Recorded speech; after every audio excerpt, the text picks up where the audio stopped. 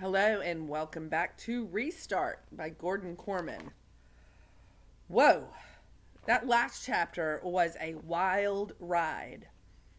We experienced, along with Chase, a flashback to his former life, and he remembered everything about the fall and why he was up there. He found Mr. Solway's medal that he had stolen, and he was off to deliver it. I assume that's what he was doing. He said he was headed to Portland Street. But now we find ourselves in chapter 26, and our friend Joel Weber is talking, or it's told from his point of view. And in fact, he is talking. You're right. This is told in first person. So, this is Joel talking. Okay, let's see what's going on with this guy. Last time we saw him, he had just gotten smacked in the face with a fire extinguisher by his old pal, Chase. My black eye doesn't hurt anymore, although I look like I lost a game of chicken with an Amtrak train. Appearance-wise, the healing process might be worse than the bruise itself. That's when the swelling goes down and the new colors sprout up amid the black and the blue. Purples, greens, yellows. Every time I catch my reflection, it's a whole different palette in a piece of modern art on my face. I saw a little bit of orange yesterday. I'm the only one in my family who finds the changing colors around my eye sockets so intriguing. In a weird way, it's easier on me. If I'm sick of looking at myself, all I have to do is stay away from mirrors. My parents don't have that option. When they see my black eye in any of its stages of evolution, they're stricken with guilt.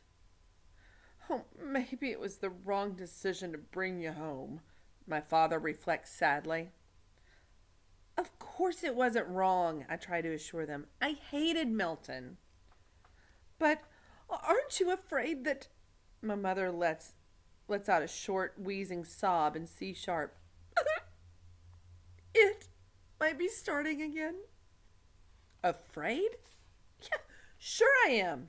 When Chase, Aaron, and Bear were all over me last year, it was painful, humiliating, and downright scary. If you can't even ride your bike without a lacrosse stick sailing out of nowhere and sending you flying, life becomes impossible. You know it's not your fault. You know these guys are idiots. And yet, you can't help thinking you somehow deserve it. That you might just be a teeny bit less worthy than everybody else. After all, how come no one is picking on any of them? Oh, that's heartbreaking. But as worried as I am about all that, I think what bothers me most is how wrong I was about Chase. I honestly believe he'd changed. I was even starting to like the guy. It goes to show how mistaken a person can be. My parents' reaction is bad enough. My sister's is off the chain. Every change in the bruised topography on my face launches her into a new revenge fantasy about what she would do to Chase if I were in charge of the world. Some of these are so brutal and in some cases so downright gross that I just have to cut her off. Come on, Shosh, I exclaim as the two of us head for Brendan's house on Sunday morning. Listen to yourself. Like you'd ever put another human being through the wood chipper. I never said another human being, she replies evenly. I said Alpha Rat. And if you were paying attention, I said I'd feed him in feet first. That way he gets to watch while his whole lower body... Enough! I erupt. Gross, you wouldn't do that. Nobody would do that. The Spanish Inquisition wouldn't do that. Only because the wood chipper hadn't been invented yet, she tells me suddenly. Sullenly. Anyway, I sigh, anxious to change the subject. I wonder what Brendan wants. What do you think? She snarls, still in a bad mood. He has another stupid idea for a YouTube video, and we're his cast and crew. The text said it's not. The text said it's not it. I reminded her. It better not be. Otherwise, Brendan's gonna get the wood chipper. That's my sister. No problem's ever so small that she can't overreact to it. We start up at the Espinosa's front walk. Oh, sorry. We start up the Espinosa's front walk and come face to face with Kimberly. Hi guys. She gives me a long, hard look. Your eye is better, she adds dubiously. What a great word. I'm okay, I say quickly. I don't want Shosh to nominate any more candidates for the wood chipper. You also got the text? My sister asks Kimberly. She nods. And Chase is coming too. What? Chase? Shosh grabs my arm and starts dragging me back down the walk. Brendan explodes out of the front door and runs up to us. Where are you going? Chase Ambrose isn't coming anywhere near me or my brother. Shosh seethes. That's why I invited you. Chase is innocent. She keeps pulling me along. Well, not totally innocent, Brendan pleads, but he didn't hit Joel on purpose. He was just as blindsided as we were. I've got proof. What proof? I ask. One-man band, he explains. The video survived, and it proves that Chase was trying to stop Aaron and Bear. We're going home, Shosh insists. You go home, I tell her. I'm staying. Here, she demands, with that guy coming here? This time I don't let her push me around. I want to know what happened. I have to see for myself. And she stays too. Probably because she thinks I need protection.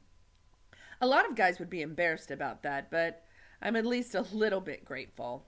At any minute, Chase is going to walk into Brendan's front door, and I can't predict how I'm going to feel about it.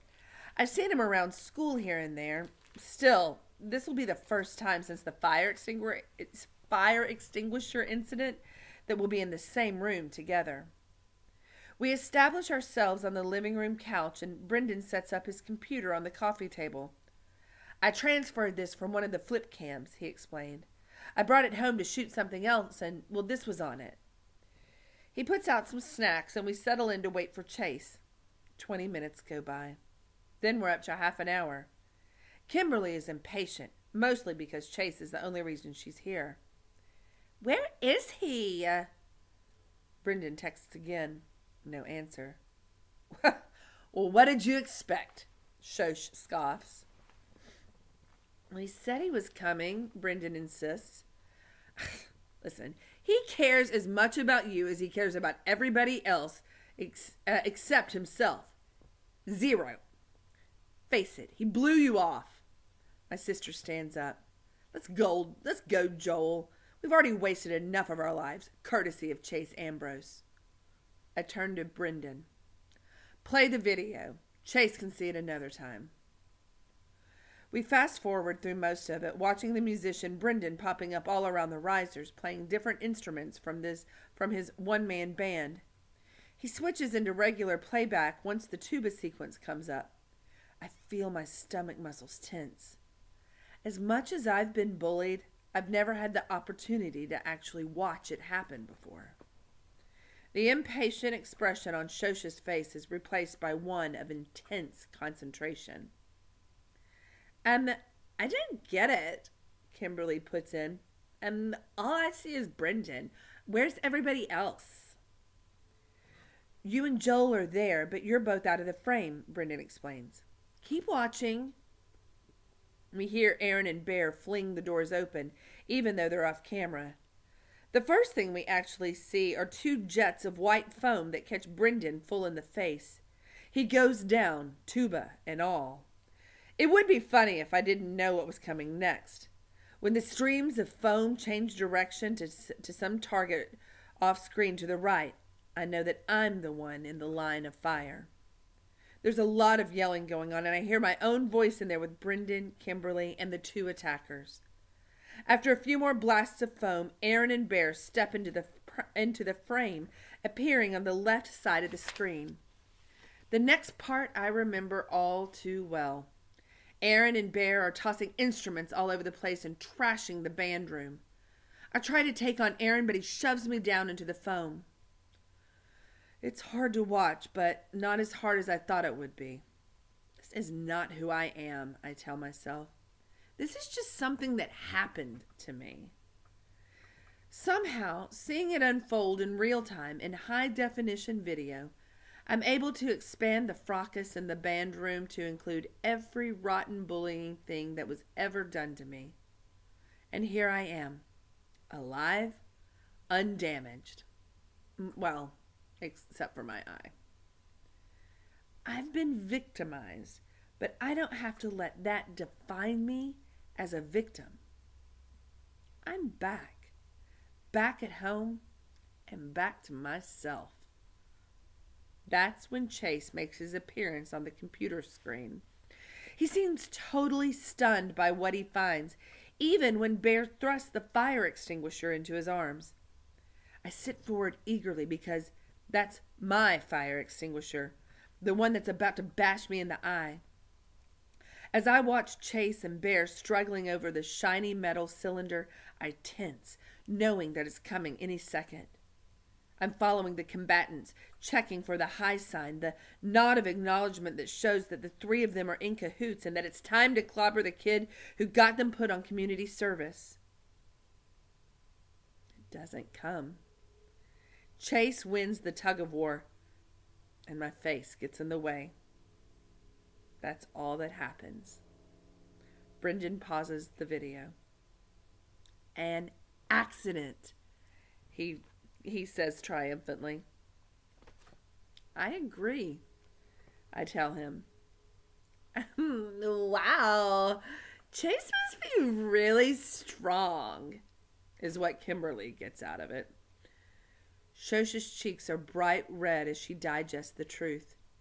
My sister judges everything and everybody so harshly that when her judgment falls on herself, it's like the end of the world. He still lied, she said, tight-lipped. No, he's not perfect, Brendan agrees. But think of the trouble that he would have been facing if he'd gotten blamed for all that. If it was you and you saw an easy way out, wouldn't you take it? Shosh is stubborn. I wouldn't be in a mess like that because I don't hang around with pond scum. I look at her. We have to at least talk to him. I'm expecting more of an argument, but she nods. And I can think of plenty of things to say. One of those things should be, I'm sorry, Brendan puts pointedly. She glares at him. We'll see. But if it is, it'll be the last item on the list. Where is Chase? Kimberly asks in annoyance. Brendan, you said he was going to be here. Brendan is already on his phone talking with Mrs. Ambrose. He frowns, thanks her, and hangs up. Well, according to his mom, he's on his way to Portland Street. She said he was in a real hurry. Did he forget to come? I ask. Brendan shakes his head. He said he'd be here. He just texted a couple of hours ago. Shosh stands up. Let's go over to Portland Street. Eek! Oh my gosh! Cliffhanger? That's the end of that chapter. What a cliffhanger. I can't wait until tomorrow. I guess I have to, though. And so do you. Are you patient enough?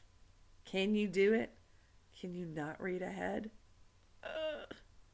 If you must, and I wish you wouldn't, but if you must, not a word. Do you know who else doesn't know the ending? This girl. I'm reading along with you. I'm dying. Okay. All right. Well, have a great day. Make sure and you check the board for your assignment. I look forward to talking to you about this chapter. Have a great day.